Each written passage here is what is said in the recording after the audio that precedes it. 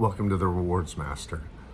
Today, I'm gonna just kind of give my impressions on the new Chase Sapphire Reserve refresh. There's been a lot of talk about it in the credit card community and here on YouTube, and a lot of people have positive opinions. A lot of people have very, very negative opinions, but I want to talk about it from the perspective of what is Chase even doing? What are they thinking? And so if you would, hit the like and subscribe button and let's look at it together.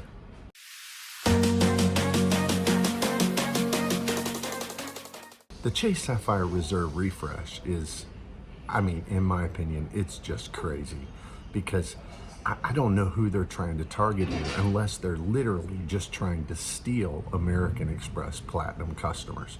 So it seems like the card has been designed just for people who have very high income and high spend.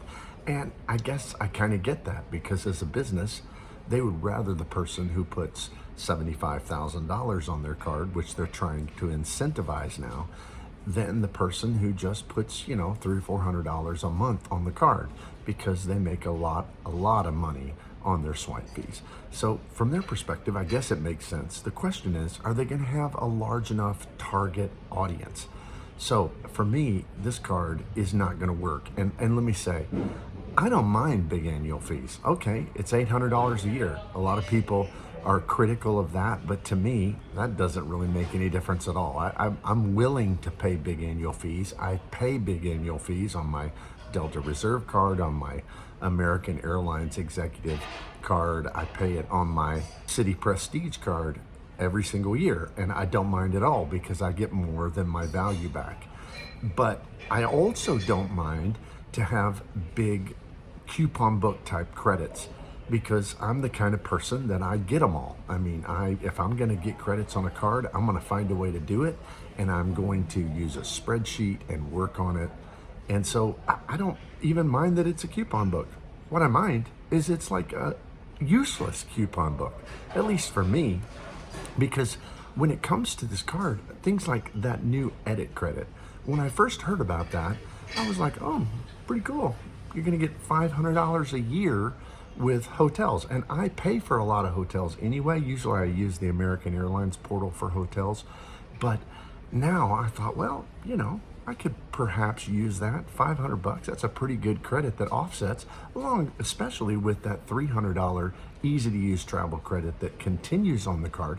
So I thought, well, that'll work pretty good. Then I saw just the kicker, and that is that it has to be used for 2-night stays. So it's $250 the first half of the year, $250 the second half of the year, and you got to do a 2-night stay. Well, what that means, since the edit collection is like the fine hotels and resorts for American Express, what that means is that you're going to be staying in super expensive hotel rooms. And so there's no way you're going to get 2 nights for $250. So what they're doing is they're just giving you a discount so that you'll spend a lot of money on probably overpriced hotels in the portal. So to me, it's just ramping up spend. That's their strategy on this. And so I'm just not going to do that. At least with fine hotels and resorts, it counts. Your $200 credit counts on just a 1-night stay. So this is a major nerf in my opinion, even though it looks flashy and awesome to have $500 in credit.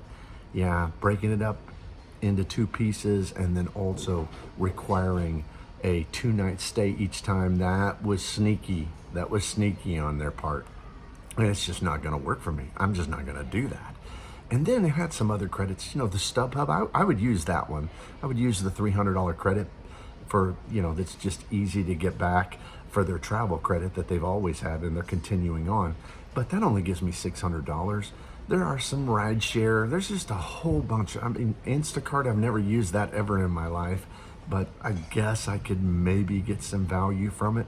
But what really makes me realize that they're changing the whole dynamic of this card is they're not offering that 1.5 cents per dollar in their travel portal anymore.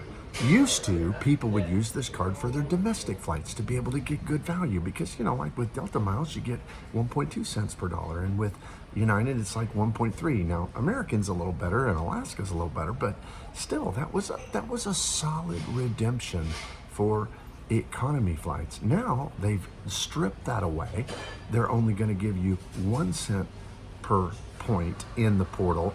And then on special redemptions, they're going to give you 2 cents per point. Well, that sounds good until you realize that it's probably really high, expensive hotel rooms. And the indications are it's going to be business class flights. Well, let me tell you, 2 cents per point on a business class flight is not a good redemption. I get 4, 5, 6, sometimes I get 15 cents per point redemptions by transferring over to partners. Why on earth would I buy a $3,000 business class flight through a portal and have to deal with that and get that low point redemption? Because 2 cents per point on international business is not a good redemption. So it seems to me like they really want people who spend a lot of money. They don't want the average Joe who travels and use that card as one of their cards to use for primarily domestic travel. And I really think that's where most of their customers were. And so it's like they're just wanting to, hope that some of those people still keep the card, but then just kind of go after Amex's big time high spending card holders. Is it going to work for them? I don't know. But I can tell you that Chase has changed up everything, because those United cards that came out not long ago, they're really bad too. I mean, their credits they're just really hard to use. So they're leaning into this idea of a coupon book, but they're leaning in with having a coupon book that makes it really, really hard for the average everyday traveler to be able to get their value back. So they're hoping, and they're going to get it, a lot of breakage on this card.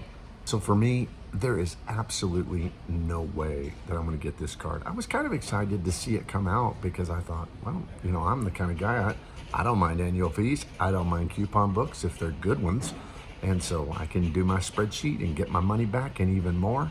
And sure, on paper, this one will give you a lot back. On paper, it's a really, really good card if you use all the credits. But to use all those credits, some of the credits are really, really hard to get your value back.